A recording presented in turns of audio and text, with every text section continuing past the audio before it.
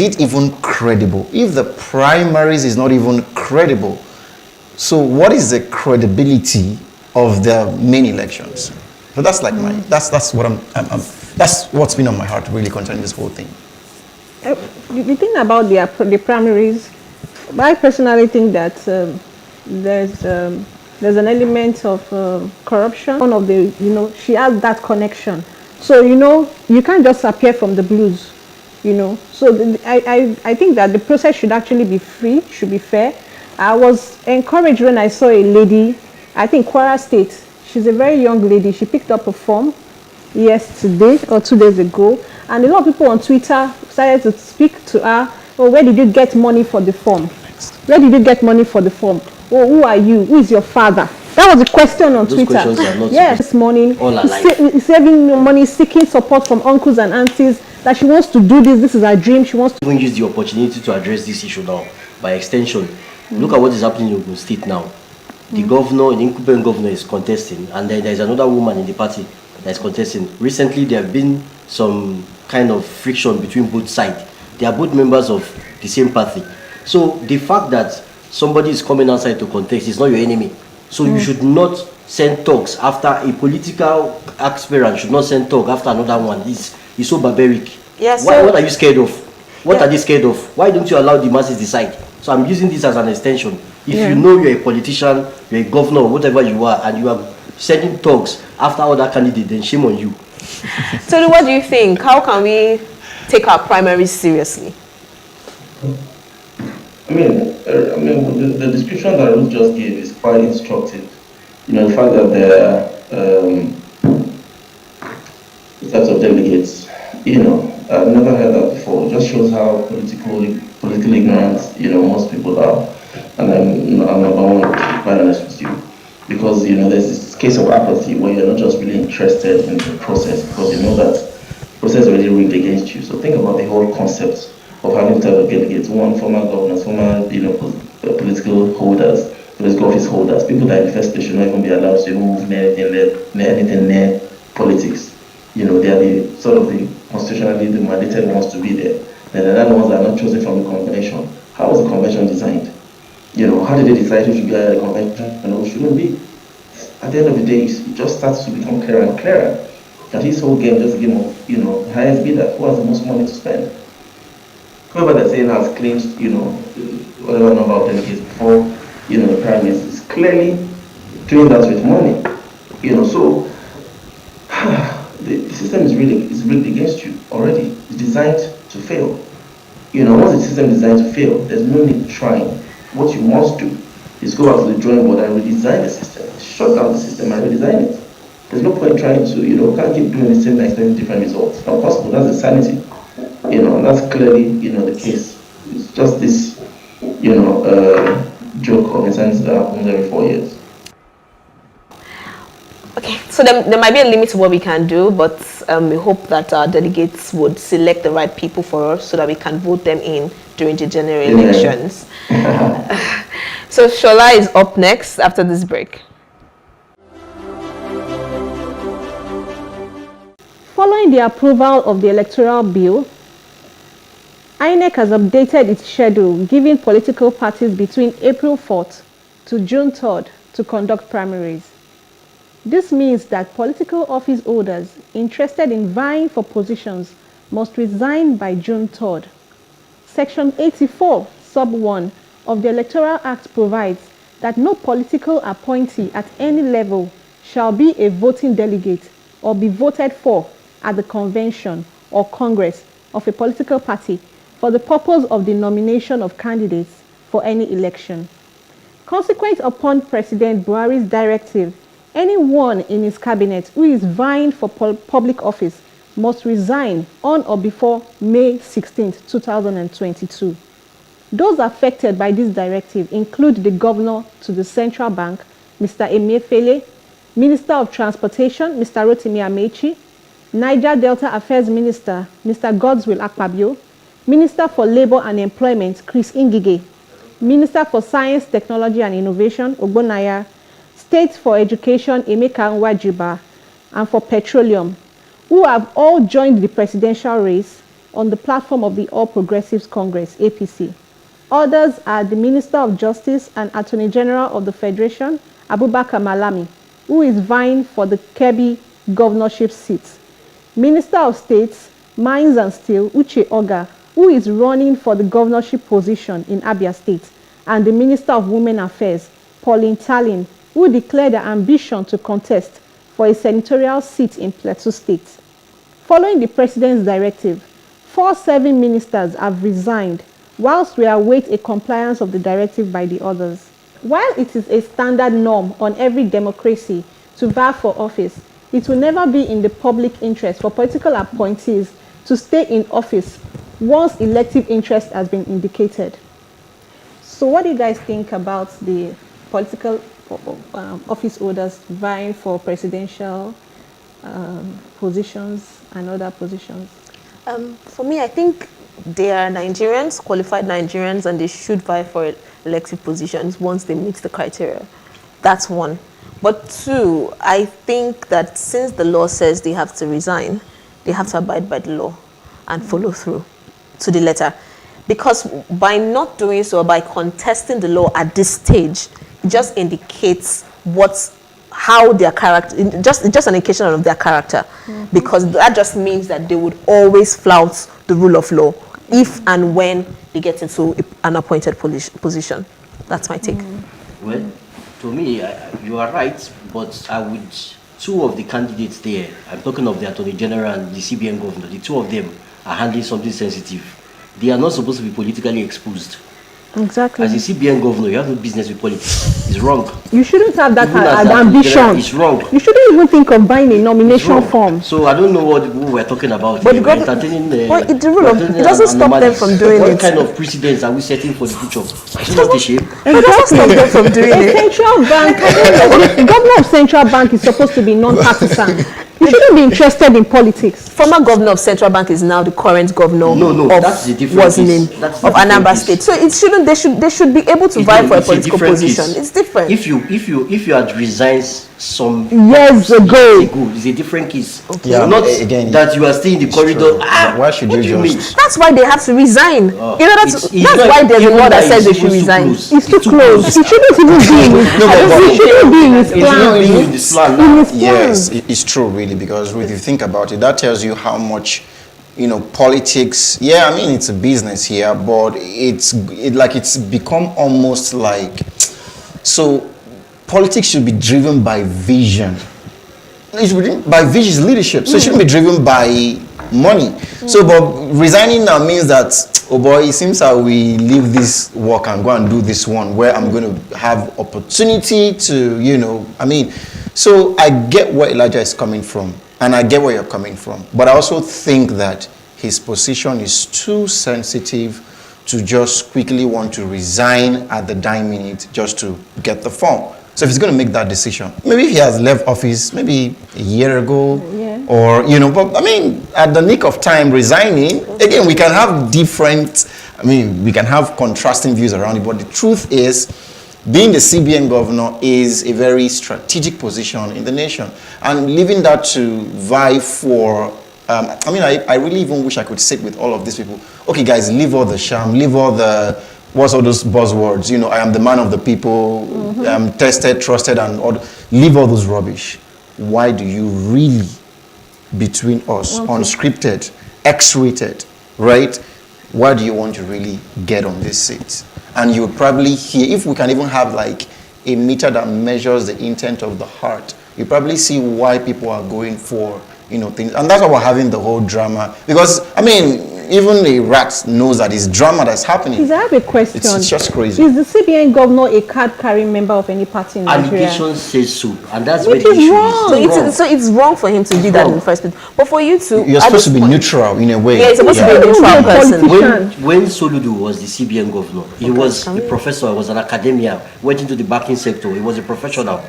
Now, this other person, there's allegation that he was a card-carrying member. So why will you be a card-carrying member, be a CBN governor? You are a PEP, politically exposed person. Let's hear from Tolu. Tolu, is Tolu still there? What do you have to say about this? Yeah, the word that comes to mind is impunity. It's very simple, it's impunity. I agree. because the laws are clear, or the law is clear, the system is clear, the standard is clear. You cannot be a public office holder and then be partisan, because that just already means that it's a compromise, it's conflict of interest. I mean, these things are basic. These are not things that we should be having conversations about. I remember during the 2020 elections in the US, that a certain person felt, oh, he won the elections, and then for that reason, the new person should not be certified and stuff. And the military was called upon and said, we're not partisan. Exactly. All we do is just follow a laid down institutionalized system. Very simple. We just follow an institution. We are an institution, and we follow a laid down set of rules and laws.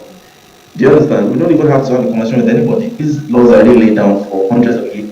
One person cannot just wake up and one day and say, oh, he's president and he wants to be president again, when the law, clearly stipulates that, whoever has 270, becomes a new president. It's simple, the same thing.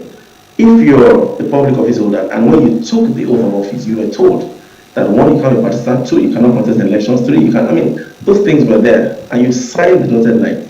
The moment you go against that, two things should happen: either you resign or you're sacked. There's no need to be having a long conversation about it. Yeah. Exactly. Everybody should be. Thank you so much. Thank you so much, Tolu, for that. Yes. Thank you so much, Tolu. Up next is Elijah. Stay with us. Leadership, fixing Nigerian sham politics and quasi-democracy.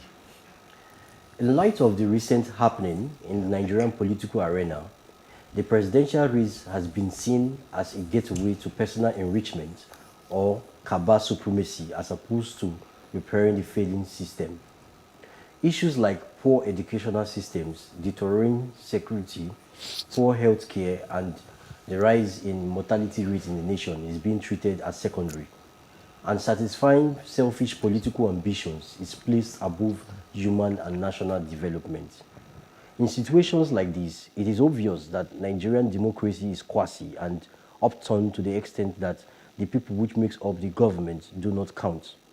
A position as Herculean as the presidential seat is no small feat. Thus, needs a personality with a scalable and realistic agenda to fill. Issues concerning a state involves high-level tact, progress, policies, workable and democratic structures, and above all, a leader ready to bear the aforementioned as their obligation. What Nigeria needs at this critical stage of our existence is a leader who is capable of dragging it out of the dungeons of our current existence to a place where it can sustain herself and implement her national and foreign policies as key players on the world stage. Political parties should not be carried away by the over-monetizing of seals of forms for political aspirants. Rather, emphasis should be made on seeking aspirants who can understand and promote their values and ideologies for all-round national development based on their respective antecedents or past achievements, including professional and social credentials. Because not everyone can and should be presidential or even a political aspirant. Regardless of the several politicking heralding the forthcoming 2023 general election, the following are some of the issues that should be paramount and not to be seen as a common manifesto, but as a responsibility. Tackling insecurity, addressing inflation, investing in the educational system, revamping the healthcare system, encouraging foreign investments, supporting local small and medium-scale enterprise with good policies, enhancing transportation system and food security. These aforementioned issues are non-partisan and affect everyone regardless of their parochial or political identities. Thus, the end point of any political process should prefer sustainable solution to them. In conclusion, as political parties prepare for their primaries and the nation waits in anticipation, let us meditate on this word of John Fitzgerald Kennedy, the 34th US president. The ignorance of one voter in a democracy impairs the security of all. here we are again. So, we've said so much about of our monetization of sales of form and values, and what we should expect political processes in this 2023 forthcoming 2023 general election. This week will determine the flag bearers of both our political parties. Will determine the flag bearers. So, what does the future hold for Nigerians? The whole set of people, the same people. No, we need. I don't know. There was a time somebody was talking about bringing in a young person, and even today we see that the youths are not even ready to support that young person. Like Mr. Tolu mentioned, that Nigerians were not ready. We're not ready because the same people, the same old people, the same old policies, and it's just like a recycle of the same old leaders we had. So that's my opinion. We're not ready. That's what we keep hearing. We're not going to be ready. I think what you mentioned about the fact that these issues, insecurity, inflation, education, healthcare, these are not supposed to just be become a political mantra for politicians. These are real issues we're faced with. It's not in those days when you come out and say part of your campaign words are, oh, I'm going to provide you with good roads. I mean, or provide you with education just so that people will. These are real issues that we're faced with. On the back of that, it's important that as we begin to question the aspirants, we need to drill down, ask them real questions on how they'll be able to address these issues that are facing us, because it's not just one Nigerian that is facing it, or it's just a selected few.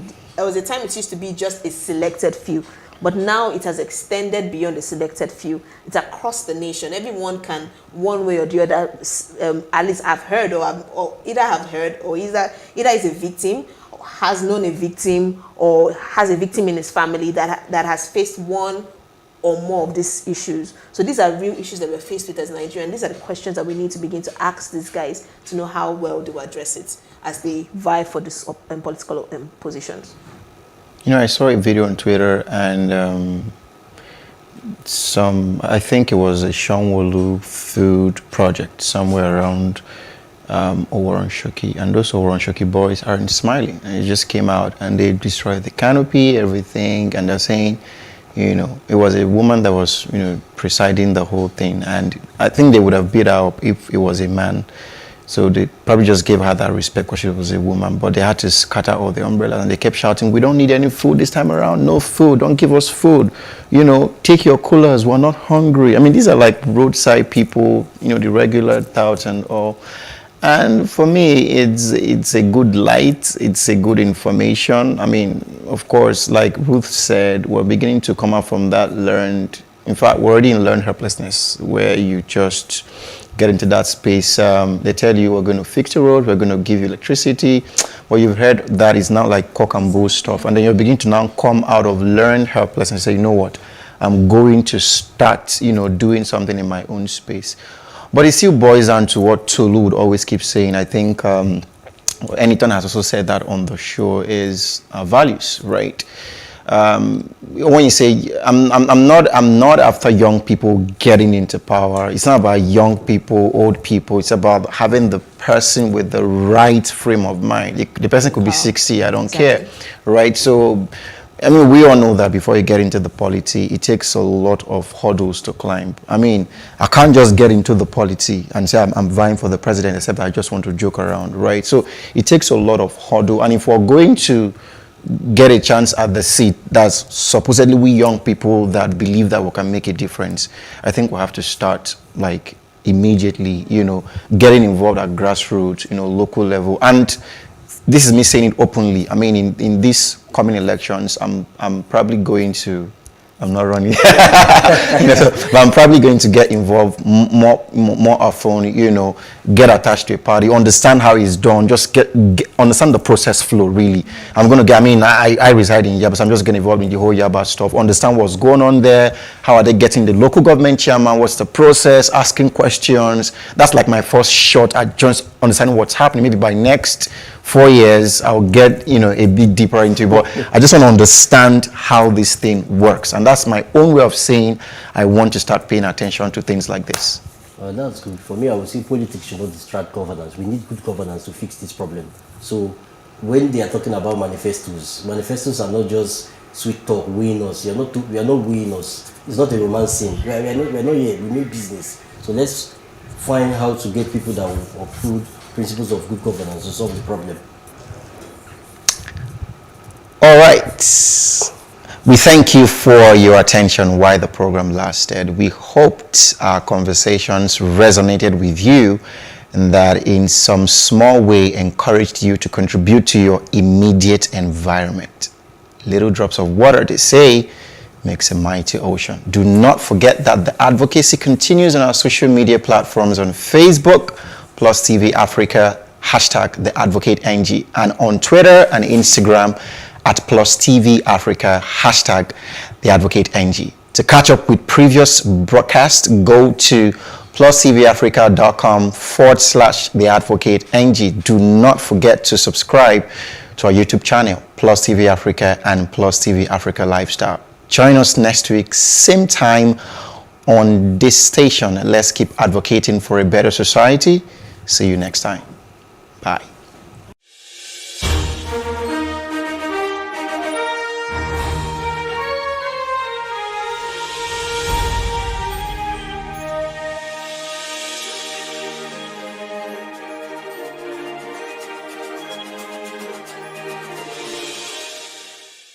As the primaries of the ruling All Progressive Congress APC set to be held in a few days, the party appears divided on its choice of the party's flag bearer. And an aspirant of the African Democratic Congress ADC for the Lagos State gubernatorial elections joins us to discuss his plans for the state. Now this is Plus Politics. I am Mary Anacon.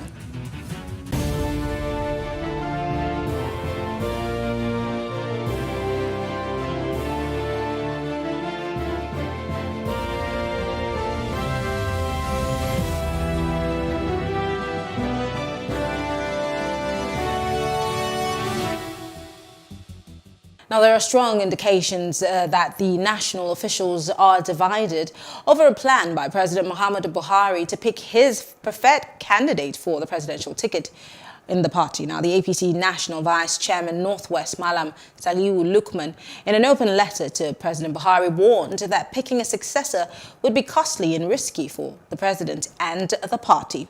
Now, according to him, a major disadvantage on a consensus and the fact that the president should pick the party's presidential candidate. Now, joining us to discuss this are Biodun Shomi and Adewale, I beg your pardon, Ademola Justice. Both are political analysts. Thank you so much, gentlemen, for joining us. Gentlemen, can you hear me? Great. Good evening. I'm going to start with you. Yes, Biodun, I'm going to start with you. A lot of people have made their, deductions from the president's statement as to picking a successor. Now, for the average person, when you hear about picking a successor, what plays in your head is, let's take, for example, the Queen of England and who she anoints to take over from her, which would automatically be Prince Charles. But then we are in a democratic process, and so the average person is wondering, why would the president be talking about a successor in a democracy, especially at a time like this when the party seems to be ridden with that responsibility of picking someone who would be right and ripe for that ticket?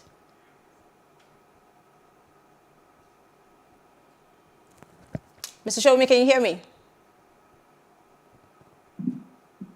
Yes, I can hear you. Go ahead. Now, in the quest for succession within the major political parties, particularly the PDP and APC, we have seen Atiku Abubakar emerge, as through a process of nomination and elections within the PDP. Now, back to the ruling party APC, we have seen so many moves, either aimed at truncating indirect primaries through the delegates, the ad hoc delegates elected, or in favor of consensus. In reality, there is nothing against the law when you talk about consensus, because it's been enshrined in the Electoral Act. Also in the APC constitution, consensus is provided. But when you take account of what Mr. President is saying, Mr. President is talking about selection, not a consensus candidate. That is, somebody who he preferred, to rule the country, should be allowed to take and pick the person, and the person adopted as the candidate. That is totally different from consensus arrangement, where all the aspirants will agree on a particular individual, and then they will back that individual. Not for Mr. President to pick that individual. That is selection. It is not consensus. That is not in line with the spirit of the consensus arrangement within the APC constitution, or as envisaged by the Electoral Act.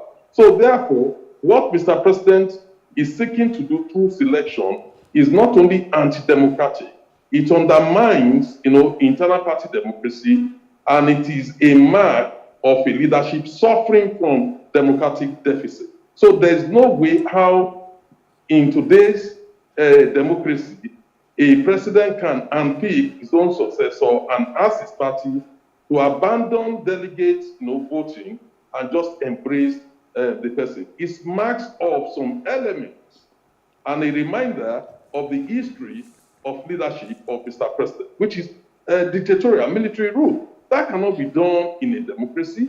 Members of the political party should be allowed to freely choose who should represent the country, who they will present to represent the country in the presidential race. Okay. So any attempt aimed at undermining that process through the governors or any other group of people agreeing to consensus to a selection arrangement is not only illegal, it is ultra-biased. It can never be right, and it undermines internal party democracy.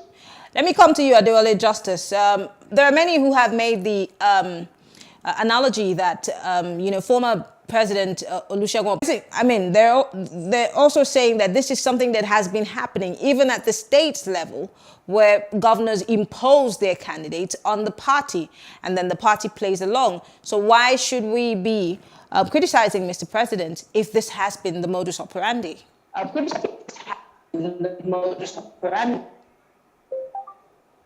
Hello, thank you very much. Hello, are we together? Yes, I can hear you. Go ahead. Hello. Yeah.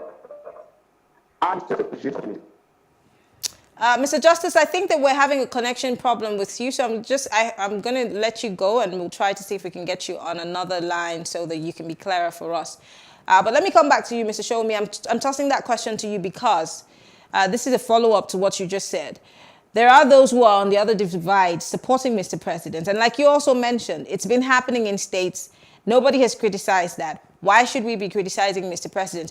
And if, for example, the party at some point had come together and said, well, Mr. President, we want you to be our flag bearer, even though it was not an all-out consensus, but this is what happened in his time for him to have emerged as the flag bearer of the All Progressive Congress. Now, people are saying, well, give us a chance to do the same and pick somebody and say, well, this is who we want. And that will be by a delegate system. But what is really wrong with those who are supporting Mr. President and saying, well, let him pick his own? Obasanjo did the same thing. Well, you see, the fact that somebody stole is not a justification for another person to go and steal. Those who are arguing that Obasanjo did by bringing in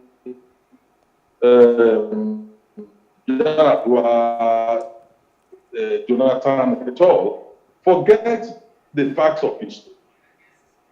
They forget the fact that democracy was at the first transition.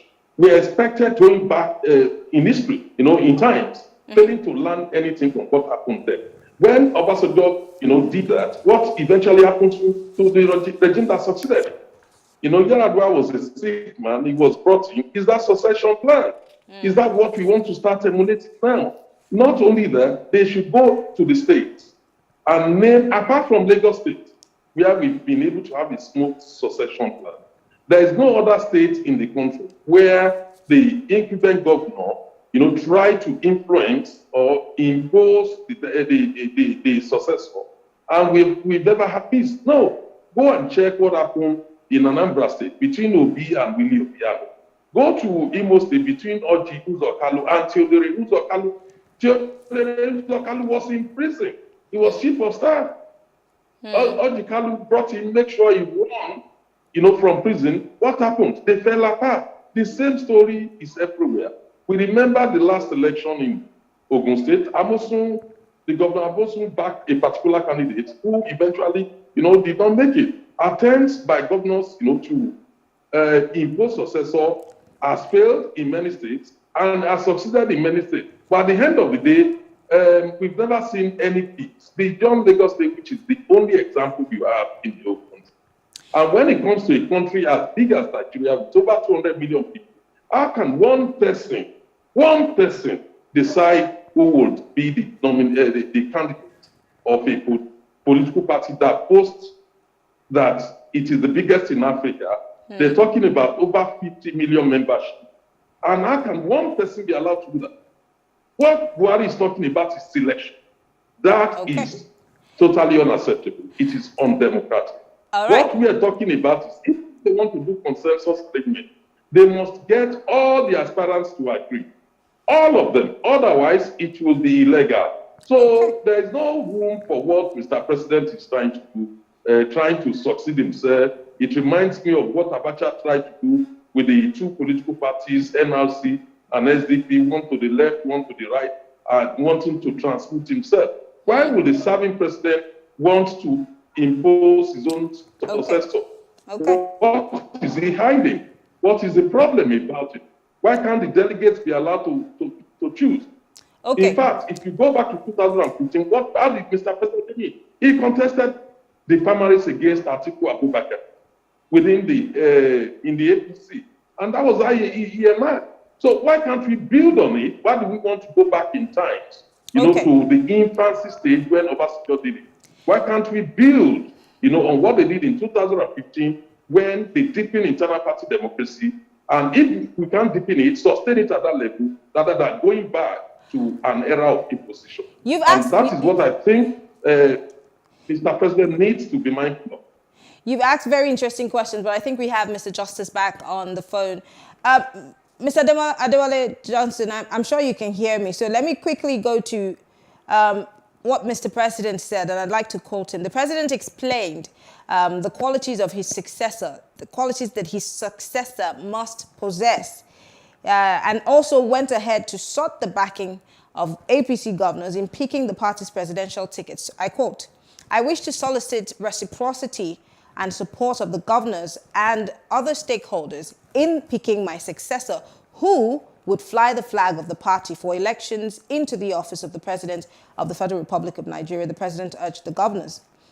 Now, this is not the first time Mr. President is talking about qualities that people who would work with him should possess. Remember, it took the President more than 6 months to pick his ministers at the beginning of his government after the elections in 2015. And he kept saying that these people must possess certain qualities. But then looking at those ministers down the line, which a few of which the EFCC is after right now as we speak, should we really be taking these lines that Mr. President has put down about the qualities of his successor and why he should be allowed to pick, his successor, and that the governors should support him? Should it be anything to go by? Should it be something that we should hold on to, or should it be jettisoned, just as Lukman has admonished the party? Thank you very much. If I may share in the sympathy of Mr. Abiodun Sowunmi and so many other Nigerians on this issue of choosing a successor, and particularly the interpretation of what Mr. President has said, seeking the support of APC governors and other major stakeholders in onboarding a successor. I want Nigerians to be appreciative of something. The present president of the country is a more or less democratized former military man. Because like Mr. Biodun Shoumi has said, this is not the first time Nigerians are hearing this kind of an echo about onboarding a successor. But the fact remains that Nigeria and our polity has grown beyond a level where any single person can enforce or impose his choice on either the party or the nation. See, going by whatever definition, whatever the president might bear in mind, vis-a-vis his declarations through what you have read out, would never compel the current politicians in Nigeria, maybe through the governor or some other stakeholders, to adopt whoever the president might want to force on them. I want people to just be patient on something. I am sure of one thing. If the president has gotten a particular person he would love to support or to impose, that will have been disclosed or shown to people. But if I must be so sure of one thing, he is trying to seek to be more democratic, because as the sitting president notwithstanding, he may not be able to single-handedly impose his choice on the system. That was why he's seeking the buy-in and the support, democratic support of governors and other stakeholders. But why should that be Mr. President's call in the first place? I mean, I'm seeing that, you know, a lot of people are kicking against it. And I mean, the president is also making a case that he wants to hand over to a non-corrupt leader. And really, is the president also assuming that those people who are in the lineup of the APC to run for that office are all corrupt? Is that what he's insinuating? Because I mean, it calls for concern, doesn't it? This is syntax, this is grammar, and this is sheer expression, and this can be interpreted in million and one ways. One thing I will say is what he has said is a generic expression. No right-thinking president will be willing to hand over to a corrupt successor. So the fact that he has said he wouldn't, or maybe if I may ask you, are you insinuating that some persons are corrupt in the lineup? Do you understand? So what he has just said is that people should watch out and choose whoever runs with the qualities he would love to have. As the current holder of that office, he is in best position to appeal for other support in getting whoever succeeds him.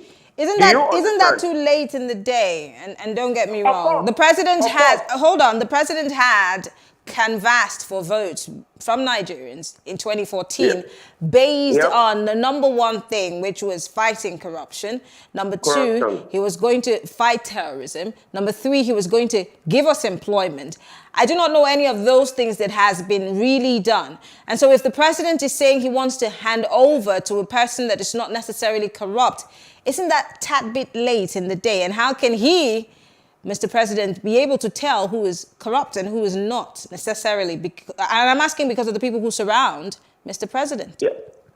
Now, thank you very much. If you have been around the shores of Nigeria since the advent of this regime, you will see, in as much as the president of the executive has desired to fight corruption, you will see our polity and the judiciary has not been very helpful. You will hear of so many options of what a lot of people have seen as corrupt practices. But the court, the judicial system, unfortunately, did not end up killing such persons the way the system would have loved it. So we have a lot of escapees from through such that may be up to contesting this same position. So that's why the president was saying categorically that if the judiciary has not helped in taking off corrupt persons from the polity, but now there is a democratic means of eschewing such persons from becoming a successor. Back to you, Mr. Showmi. What damage do you think that this move that by Mr. President, or supposed move, or this appeal by Mr. President to be allowed to pick a successor of sorts, what kind of damage could it do to the party and, of course, those who are in the running for this office? It will certainly cause a lasting damage.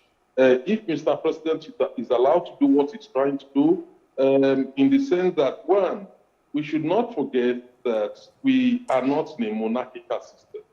We are in a democratic system of government, and therefore the issue of internal party democracy cannot be sacrificed under the wishes of the desire of Mr. President. It will make a mess, a total mess of all the good work being done by INEC to promote internal party democracy. There is no way how this is totally unacceptable. There is no doubt that many people are disgruntled in Nigeria today as a result of one of the failings of this government, which is on the security issue. I'm not saying Buhari's government failed totally. You know, there's no government that failed totally. They did well in some areas. But the most important thing, which the Constitution actually prescribed as the sole essence of anybody being in government, which is the protection of lives and security of lives and properties of the people, the government has woefully failed. I'm afraid I need to say it as it is, you know, in that area, to the extent that the country is more divided than ever. You know, the schism is so deep, you know, and it has led to ethnic distrust, you know, and disharmony. So therefore, why should Mr. President be allowed to choose his own successor in that situation? If you talk about corruption, yes, I don't have any evidence to accuse Mr. President of corruption, but I have enough, I've seen enough to know that many people in government chosen by Mr. President were found wanting one way or the other. You won't forget about the multi-million naira gas scandal that involves Babache Lawal. We had so many other scandals, including the current one at the Accountant General of the Federation, 170 billion naira. Only for the next person acting in his capacity is also facing EFCC. So therefore, I'm not sure Mr. President alone can be trusted, you know, to select a candidate which, you know, will be free of corruption. I think that should be left for Nigerians. Nigerians should be left to decide who they will prefer. It's like what is in the Bible, you know, when Jesus Christ and Barnabas were presented to the people Pilate, you know, the people were allowed, Pontius Pilate allowed the people to decide. Do you want Barnabas or do you want Jesus? They chose the thief. So let the people decide what they want. It shouldn't be the exclusive reserve of Mr. President. What he's trying to do is not a consensus. Okay. As emphasized in the Constitution and also the APC Constitution, what he's trying to do is selection, to select a candidate and get others to back it. I don't think that is right. That will have a huge ramifications, and I'm afraid that maybe, you know, voters backlash at the end of it. Okay, finally, Mr. Justice, quickly, what do you see happening on the weekend? Because it's just around the corner.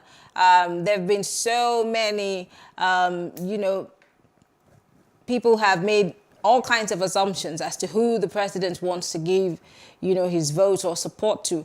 I mean, this obviously came to a lot of people as a surprise when the president decided that he was going to pick someone to succeed him. But what do you see playing out over the weekend as we get ready for it? Thank you very much. The weekend is so close, and one of two things will definitely happen. Either a complete dispersal of the APC or a stronger party emerging from the activity of the weekend. Because it is sure the emergence of a flag bearer for the party definitely will result from one of many processes. If the process that will produce the flag bearer is as desired by the stakeholders of the party and the electorate presently at the convention, then there's success. But of an assurance, if any other thing comes to fore without the buy-in of the stakeholders, with what Nigeria and Nigerians are presently, I can assure you that will be an early obituary of the party. And like my brother just said that, see, Nigerians have graduated beyond the level of imposition. Nobody can impose anybody on any party again. Gone are those days. Okay. You understand? Okay. So the weekend is close by, and very many things would unfold. But at the end of which, only one will be visible to everybody. Thank you. The weekend is pregnant with a lot of surprises that may come to light. Well, I want to say thank you, Biodo Shomi and Adewale Ademola Justice. Thank you, gentlemen. Both are political analysts. Thank you for being part of the conversation. Thank you. All right. Thank you all for staying with us. When we come back, we will be talking with the gubernatorial aspirant for the ADC right here in Lagos State. Stay with us.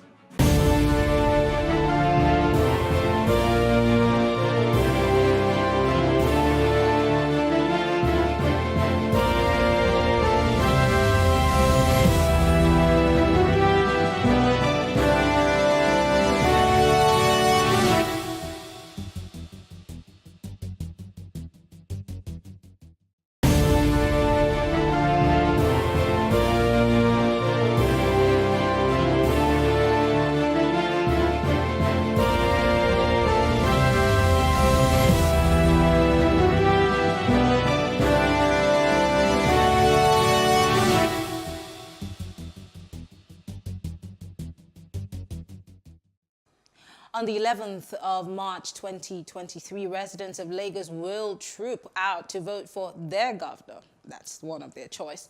As the date of this election inches nearer, candidates from several parties, including the ruling All Progressive Congress and the People's Democratic Party, as they prepare for a showdown. Now, another party that is gearing up for the contest for the highest seat in the state is the African Democratic Congress, ADC. Now, an aspirant for the Lagos State gubernatorial election, Akin Braithwaite, joins us to discuss his plans for the state. It's good to have you join us, Mr. Braithwaite. Thank you very much. Great. We had a little chit-chat before we came on air, and I asked you a few questions, but I think the question that every person who meets with you would ask is, why do you want to be governor of Lagos State?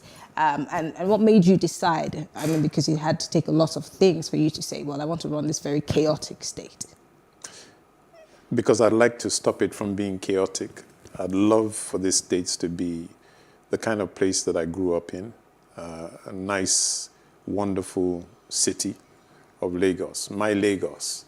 But the real push came as a result of what happened in October 2020.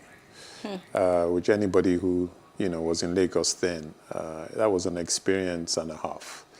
And I just, at that point, that was a watershed moment for my life.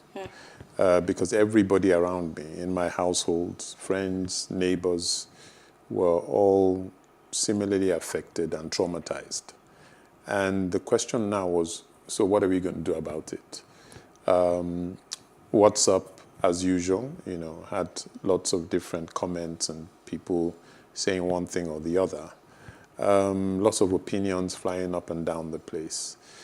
Then it just came down to, is this what we're going to do? Just talk, no action. And I just decided at that point that things had to change. Things just can't remain the way they are. And with people like me, I thought, look, we just got to get involved in the political scene. I hadn't really decided at that time that I wanted to run. That was a recent decision.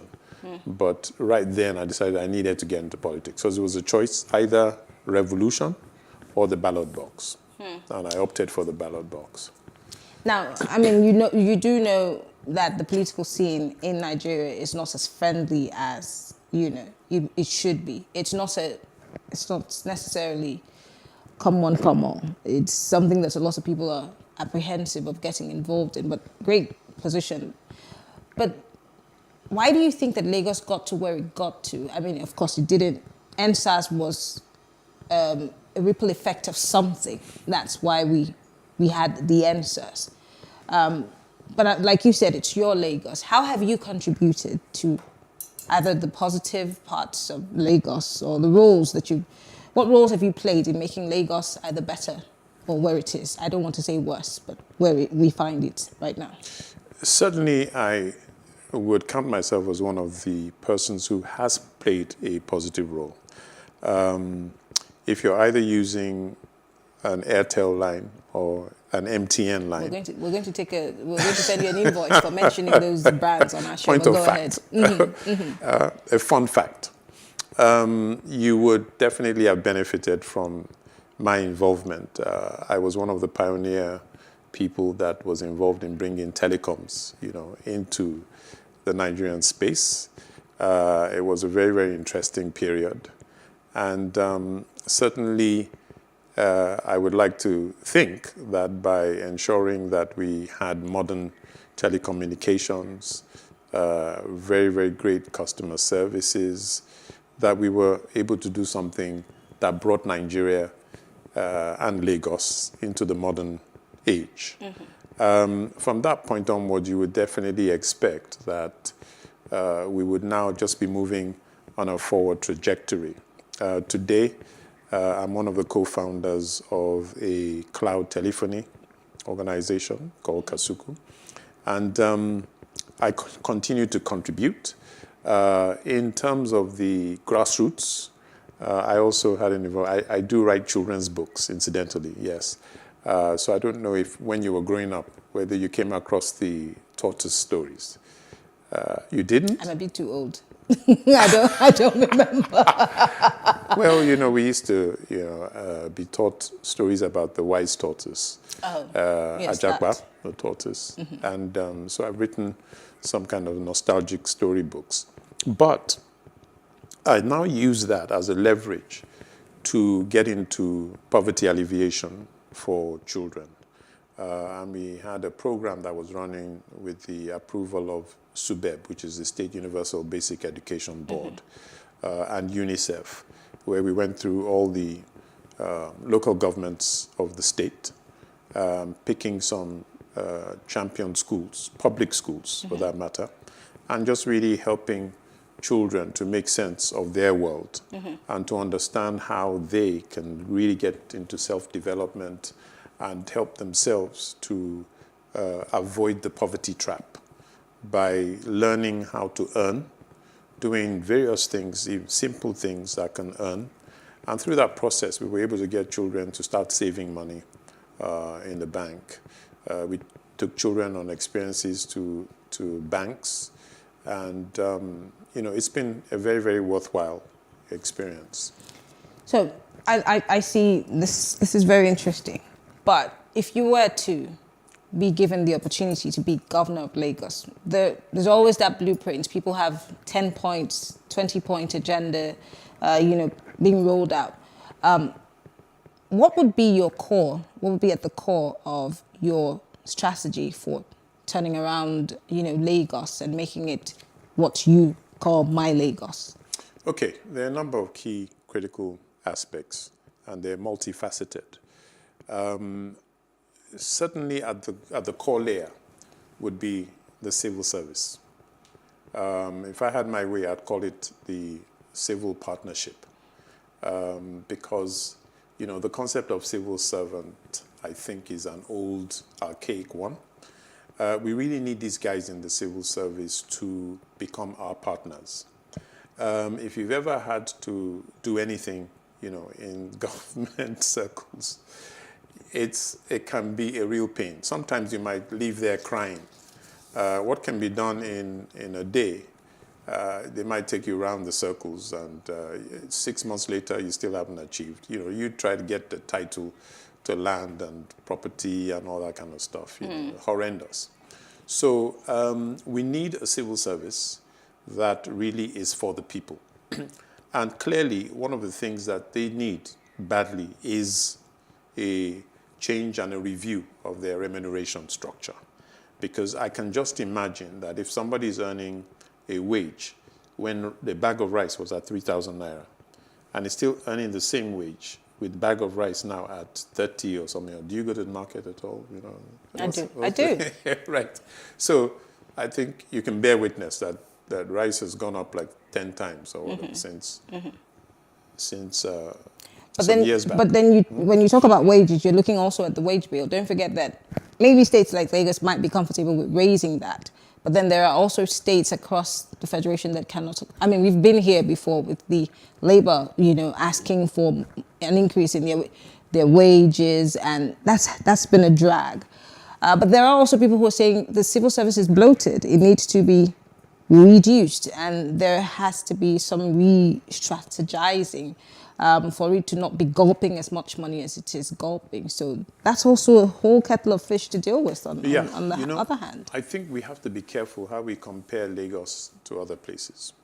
In the UK, there's such a thing as London waiting, which means that if you live in London and you work in London, you would have an increased package because it takes account of the high cost of living in London as compared to maybe Manchester. So we would look at Lagos waiting, and make this thing very realistic. I mean, Lee Kuan Yew in Singapore really did something wonderful when he decided that, look, in order to move the country forward, which rests a lot on what the civil service does, they actually were able to get people into the civil service who were your A-grade people, and they paid them at the private commercial rates. Okay. So that what you then get is that you get people who are energized, motivated, and who are going to be doing things, the way they should. If you don't pay the civil service properly, what you're creating is an environment for graft, all right? Because they will have to make up that difference. You can imagine the civil servant, his wife at home saying, he gives her the allowance and she says, look, this is not going to do, this won't cut it. So the poor chap has nothing else, no other option but to kind of fleece any and everybody, that he can. So whatever it is that we want to achieve in the state, if we don't have the civil service partnering with us, we're just going to be spinning wheels.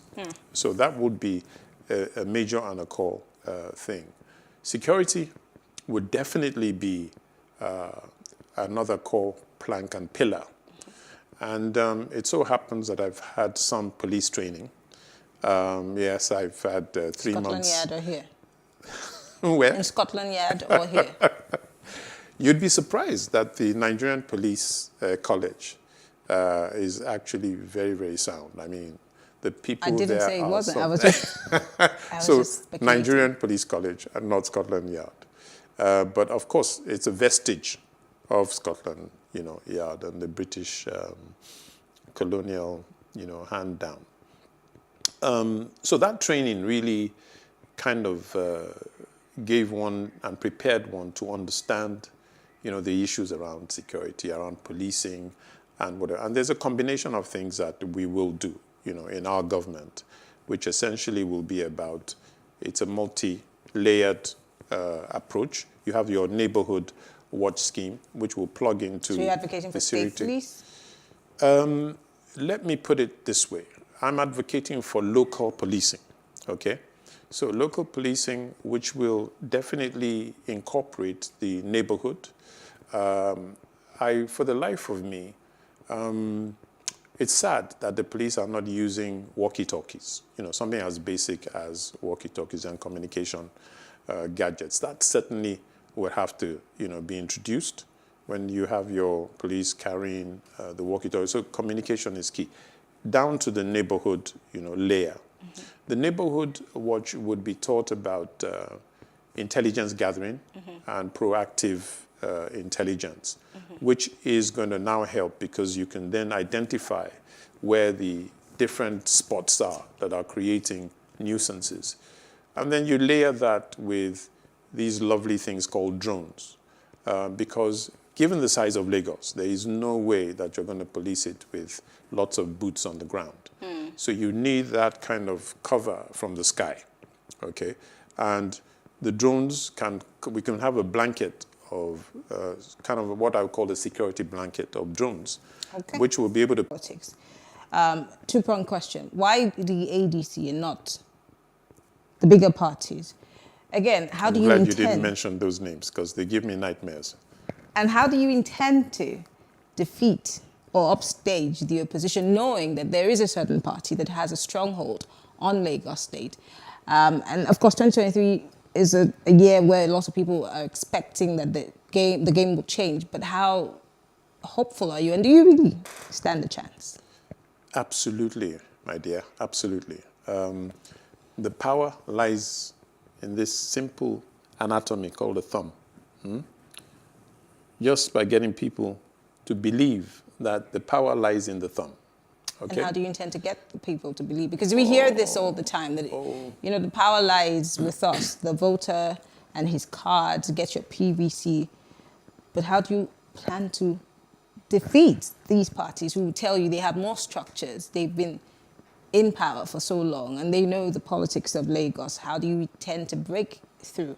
And why did you, again, choose the ADC? Okay, simple.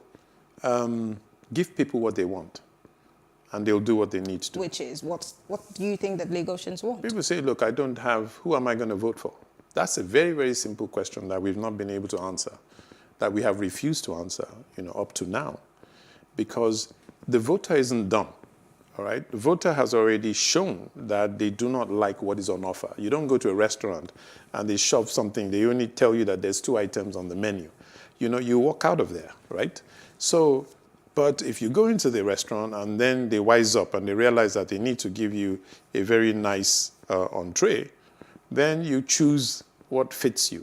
Lagosians have not had the opportunity to really look at what they want.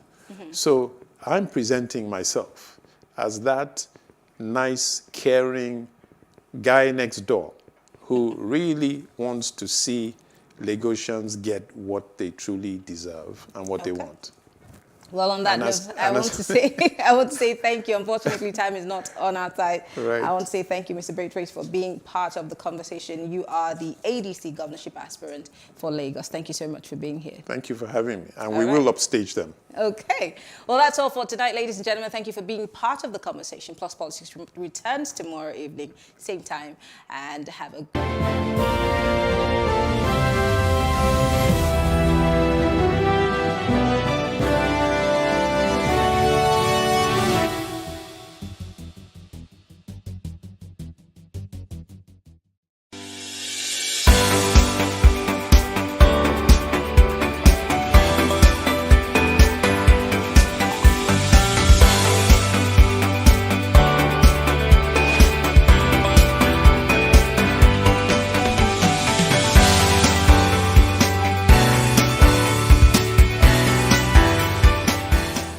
Launching a lucrative food business in Nigeria is super easy only if you know the right type of food business to dive into. Food is an essential element that people consume every day. It is the most important substance that people sought after clothing and shelter. And if you look at the food industry in today's time, you will discover that people who invest in the food business are making a lot from it, maybe. However, with food inflation skyrocketing in Nigeria, does this present more of a challenge than an opportunity? Well, we will also share insight on successful tips for starting a food business in Nigeria. Welcome to Business Insights on Plus TV Africa. I am Justin Akademi.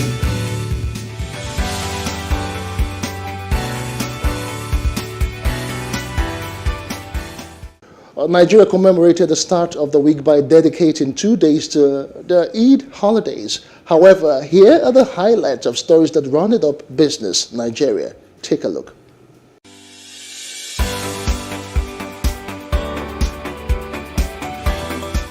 A presidential aspirant on the PDP, Peter Obi, has warned that Nigeria cannot grow economically with a 35% unemployment rate.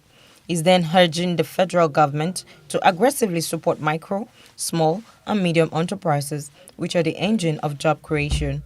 Peter Obi disclosed this in his Workers' Day message to Nigerians. Nigeria's unemployment rate as of the end of 2020 rose to 33.3% from 27.1% recorded as of Q2 2020, indicating that about 23,187,389 Nigerians remain unemployed.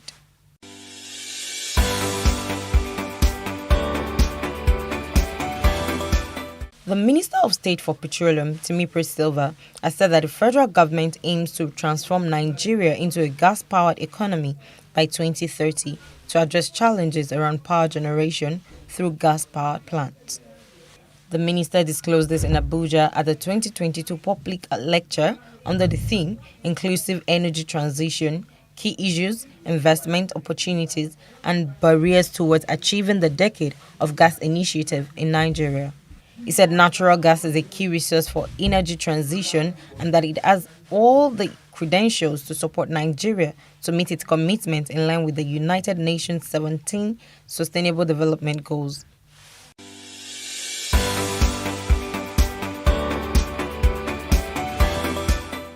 The federal government and Morocco are set to build the world's longest offshore pipeline and second longest pipeline in the world.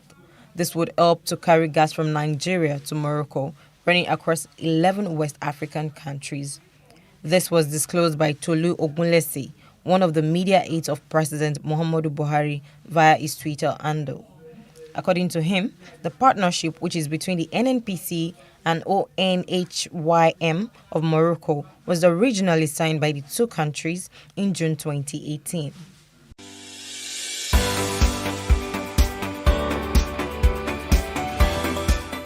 Telecommunication companies are proposing a 40% increase in the will increase from 4 naira to 5.61 naira. According to them, the telecommunication industry has been financially impacted following the nation's economic recession in 2020 and the effect of the ongoing Ukraine-Russia's crisis.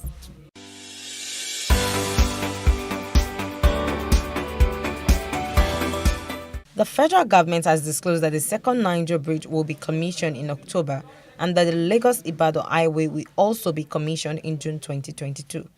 Nigeria's Minister of State for Works and Housing, Muazu Sambo, said that 11.9 kilometers second Niger bridge and 120-kilometer Lagos-Ibadan highway are part of President Buhari's administration pledges on infrastructure.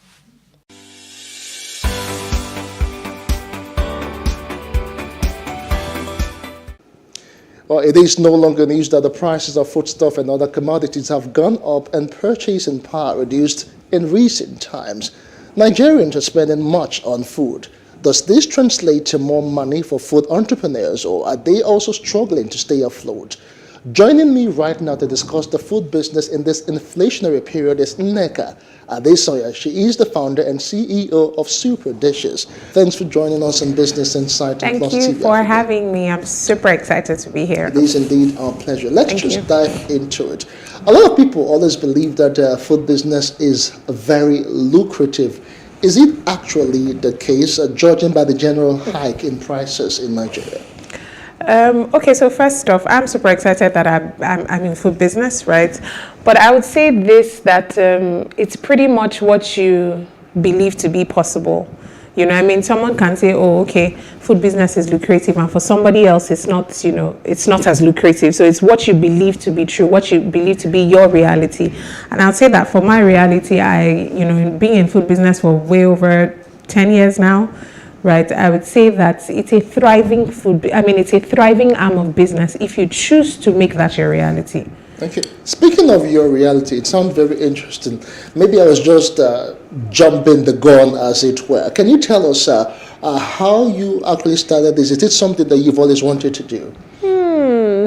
Maybe not exactly. So I was in paid employment, and you were in paid employment? Yes, I was in paid employment. You were a banker, you were a lawyer? No, I was in customer service. So I was working in a telecommunications company at the time, and I think it became a need. So it's pretty much, you know, how the market is. I feel like every entrepreneur should identify the need, you know, and you're able to meet it. So I was in paid employment at the time, and I think, you know, food became like such an issue. I guess we got tired of what we were always eating, and then on few occasions I come in and then I make different types of meals to work, and then, you know, my colleagues just see and like, babe, how far, you know, can you make this for us? And I think from there I picked up an interest in, okay, I could actually service, you know, I could use my skills to serve people, you know, and so I just started making in small, you know, in small quantities here and there, and before you knew it, this person hears, that person hears, this other person hears. I think at a certain point in my life, I just knew that, okay, God was leading me somewhere else, and, you know, I prayed about it, and, here we are. All right, Nneka, one thing I picked up from what you just said is that there was a need and you identified it and you chose to fill that particular need. Right. So invariably now, this food business, is it an all-comers affair? What can you do differently to stay afloat? So I feel that for every business, I strongly advise that you're quite knowledgeable about it and you're able to grow with the trends, that evolve with the trends. So it's beyond, being, food business is lucrative. Oh yeah, let me start, let me do this. It's important that you're knowledgeable, right? And when I say knowledgeable, at least you have basic knowledge of how to put tomatoes and onions together. That's one. I also strongly feel that on few occasions where I have mentees who say, oh, I'm not making so much profit, I started this business because it was passion. I think it's important that you also understand that there's a difference between passion and there's a difference between making profit as a business. So you can be passionate about something and you're not making any type of profit from it. So it's safe to say that that's a charity business. All right, you're probably cooking for your family, everybody's eating and they're excited. But the moment you want to go into food business, you should understand that there are basic things you should have knowledge of. What's your food costing? What's the percentage of profits that you're looking to make?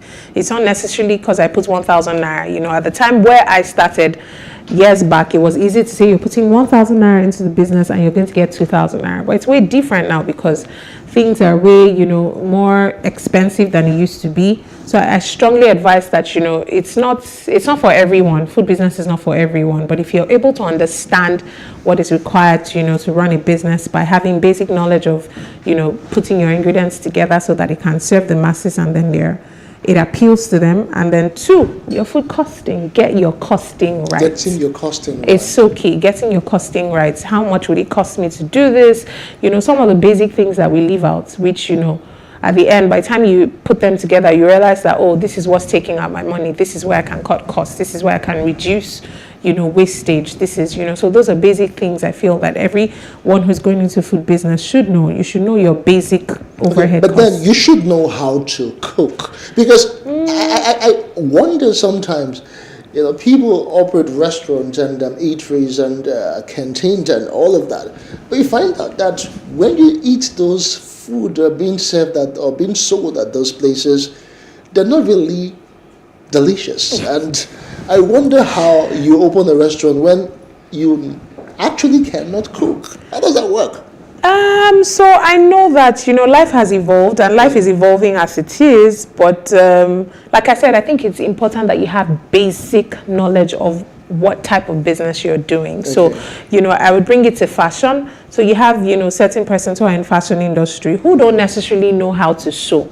But they have basic knowledge of, okay, this is how I pattern, this is how I want it, there are some core skills that I believe you should have. So, bringing it to those who, and like I say to people, I say that it's way different when you have to cook for one person and when you're cooking for 100 persons. You have to know how you're going to incorporate your ingredients, how you're going to infuse different elements of cooking into it. And, putting your heart into it. So I think I would just really encourage or, put it out there that for everyone who wants to do food business, you should have basic knowledge. Have basic knowledge of knowing how to cook whatever it is that you want to cook. Because, when I started, there were times where, so I started out doing small chops. Yes. Right, and there were days where I knew, I had an idea of the recipes, I knew how I wanted the small chops to look like, I knew, but I just felt, I can hire people to get it done. And on different occasions, I had them not showing up. Disappointments. Like, they would not show up, and I'm like, and in that moment, my husband is like, babe, you need to learn this. You need to learn how to do it. And so I picked it up myself. I started frying puff, I started doing stuff by myself. So whether you choose to show up at work, so I think, as individuals and business owners, it's important that you empower yourself. So, you have an identity of your own, regardless of whether you have a great chef or you don't. So let's talk about how far the industry has grown over the years. I know right now there are a whole lot of stakeholders in the value chain. Absolutely. You see lots of delivery men, people order foods online and, just at the tip of your finger, you get meals delivered to you. How far would you say social media and technology has or have indeed helped the sector? I would say that social media has done a great deal it has done so much for the food business sector, for every business pretty much, because you know, it has given us an edge. So I would say that we're now global competitors, right? So I don't necessarily have to know I don't necessarily have to, you know where I'm ordering from. Or let me rephrase. I would say it has made us one global competitor. Social media has given everybody, you know, an edge to be able to present yourself the way you want people to see you. So for instance, with my food business, you have cases where you interact, you know, our pictures are getting to the UK, your pictures are using different hashtags, your pictures are seen in Mexico, you know, people want to identify, you know, with the Nigerian food business industry in itself, because social media has, you know, given us an edge to be out there, and, you know, we're pretty much leveraging on that. So let's talk about regulation now. Is this particular industry or sector regulated? Because you can, you know, where you can leverage, you know, knowledge and know what is expected. So I run a community group as well, where we're able to, you know, help growing business owners, you know, gather basic knowledge, have an understanding of the line of business that you're in. So I would say that has helped all them communities here and there and all that. But like I said, I feel that, you know, as a nation, we can still do better by having regulatory, you know, bodies who are able to put checks and balances. However,